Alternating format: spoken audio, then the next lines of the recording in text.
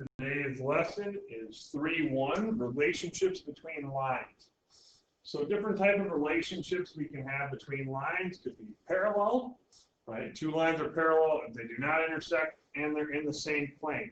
Now again, think of planes like an example would be the wall, ceiling, floor, kind of like a piece of paper. Okay, so how we write lines are parallel. Our lines P and Q are parallel is written using this kind of 2L symbol in between P and Q there, right? Like the two L's in parallel. Perpendicular lines. Two lines are perpendicular if they intersect to form a right angle. For example, S and T are perpendicular, can be written as this upside down T symbol right there.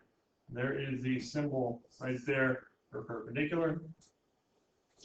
Lastly, skew lines are neither parallel nor perpendicular, and they do not intersect, right? They're three-dimensional, meaning if you think about the room you're in as a classroom, like if you look at where kind of the wall, the smart board's on, and the ceiling, compare that line, right, where those meet, to the back wall and kind of the corner, where we have a line going up from the bottom corner of the room to the top. Those would be skew lines, right?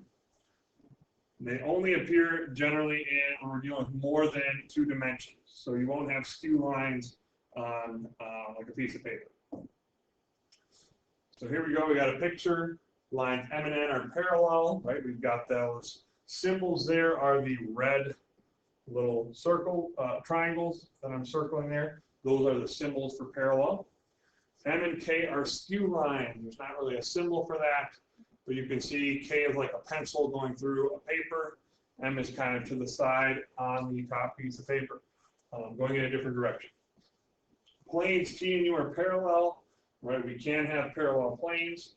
Lines K and N are intersecting lines, and there's a plane not showed that contains them, right? So that's kind of one of those definitions where a plane is any contains any 3 non-collinear points. We can have a plane in that, so that's what that is. Parallel and perpendicular lines. So just as a reminder, right, if we got a diagram and we're trying to make these parallel, we don't need the third line yet, but right, usually you can do triangles, right? On those paper, I had triangles filled in.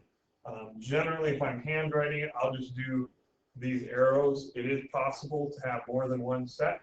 I've got another set of lines down here that I might use 2 arrows to signify that these 2 lines are parallel to each other, but not necessarily to these ones up here.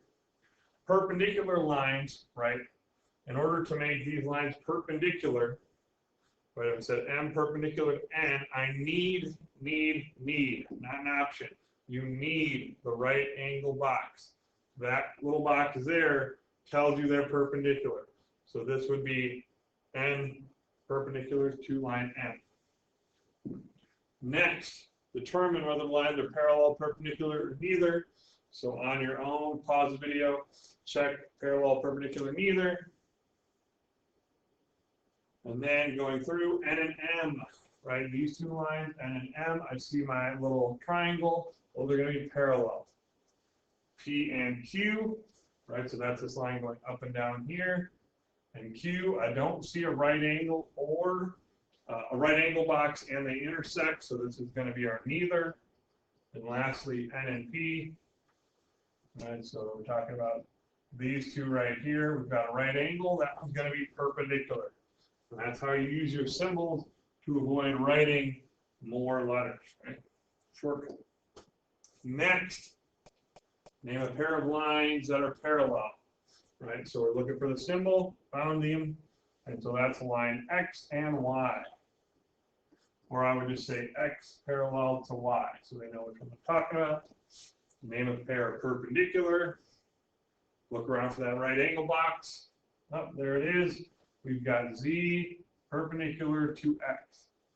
Lastly, skew lines, right? Well, it can't be Z and X, it can't be Y and X, it's got to be Z and Y. We don't have a symbol for that, so we're just going to write them out like so. A couple more examples. We have parallel planes if the planes don't intersect. If we are, next sentence, if a line is perpendicular to a plane, is a line that intersects a plane in a point that is perpendicular to every line in the plane it intersects. So T is perpendicular to P and Q because it is perpendicular to plane A. On the left here, we've got planes F and G are parallel. There's not really a symbol for parallel planes, right? We'll just use the same parallel to line. One last one, name a plane that appears parallel to plane B. Notice the phrasing, appears, because we don't have a symbol for that. So B and D look like they're going to intersect. B and C don't look like they will, so plane C is the one that is parallel to plane B. Next, name a line that appears perpendicular to plane B. So we're looking for the right angle right there, and then which one is it? That is line L. That wraps up today's lesson. Make sure to do the homework that is assigned on the whiteboard in classroom.